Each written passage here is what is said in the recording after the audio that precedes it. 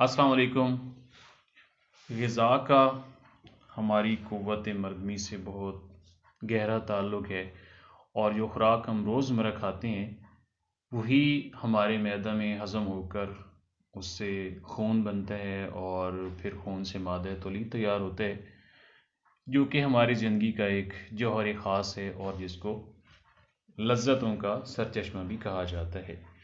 لہٰذا ایسی غذاؤں کا اہتمام رکھنا چاہیے جس سے قوت مردمی جو ہے وہ قائم رہے۔ تو کچھ غذائیں ایسی ہیں جن کے بارے میں آج ہم ڈسکس کریں گے، جو کہ قوت با کو، قوت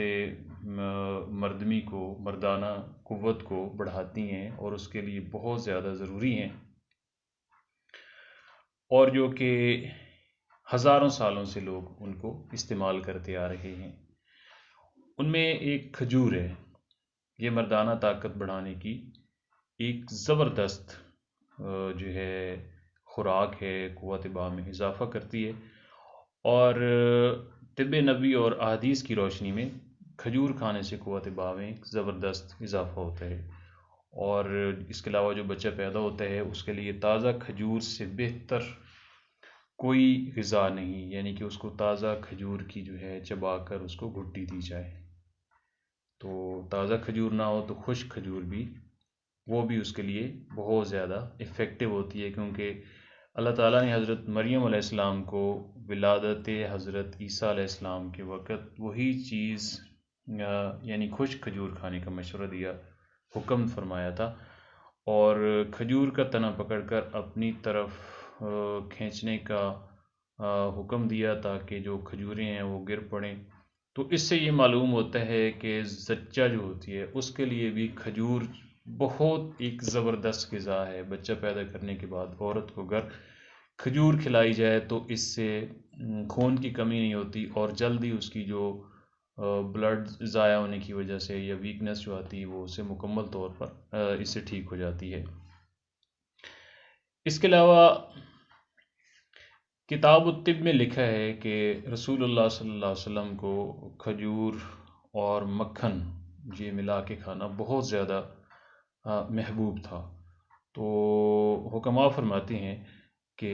کھجور اور مکھن کو آپس میں مکس کر کے کھانا قوت با کو بڑھاتا ہے، اور اس سے بدن جو ہوتا ہے وہ بھی بڑھتا ہے، اور اس سے کمزوری، بدنی کمزوری جو ہوتی ہے جسم کے اندر، جو کھانے پینے کے باوجود جسم کمزور ہو جاتا ہے، تو وہ بھی اس سے مکمل طور پر ٹھیک ہو جاتا ہے۔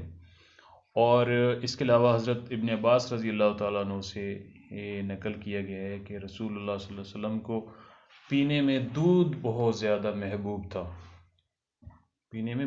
دودھ جو ہے وہ بہت محبوب تھا۔ تو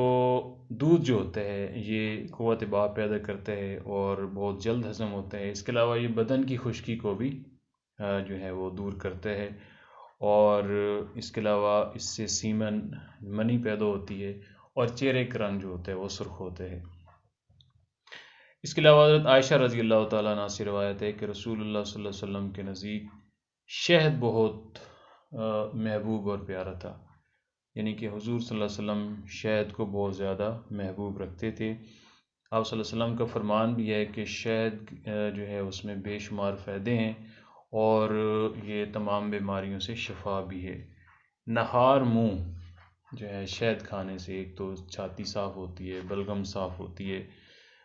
آنکھوں کو یہ تقویت دیتا ہے، اس کے علاوہ معدے کو یہ قوت دیتا ہے، نظام ہضم اس سے درست ہوتا ہے، اور اس کے علاوہ اس سے جو ہے مثانے اور گردے کی پتھری جو ہوتی ہے وہ بھی خارج ہو جاتی ہے، اور بھوک بہت زیادہ لگاتا ہے۔ اس کے علاوہ مکھن اور شہد کا ملا کے کھانا یہ بھی جو ہے انتہائی طاقتور چیز ہوتی ہے، اور جو کہ جوڑوں کے لیے بھی بہت زیادہ محفوظ جو ہے مفید ہے، اور اس کے علاوہ یہ جسم کو بھی موٹا کرتا ہے۔ جو لوگ کمزور ہیں، جن کا جسم جو ہے سوکھا ہوا ہے، تو وہ بھی یہ چیز استعمال کر سکتے ہیں، دودھ اور شہد اور مکھن کو ملا کر، تو اس سے جسم جو ہے وہ بھی موٹا ہو جاتا ہے، اور قوت با جو ہوتی ہے وہ بہت زیادہ زبردست ہو جاتی ہے۔ اس کے علاوہ دار چینی، لونگ اور کالی مرچ یہ بھی کھانا، اور خاص طور پر ایسے لوگوں کے لیے جو بڑی عمر کے لوگ ہوتے ہیں، وہ ان چیزوں کو جو ہے پیس کر تھوڑی سی جو ہے مکھن کے اندر ملا کر اس کو استعمال کریں۔ جو بوڑھے لوگ ہوتے ہیں تو ان کی قوت مردمی جو ہوتی ہے اس میں اضافہ ہوتا ہے، اور جو نظر ہوتی ہے، جو آنکھوں کی کمزوری ہوتی ہے، وہ بھی اسے درست ہو جاتی ہے۔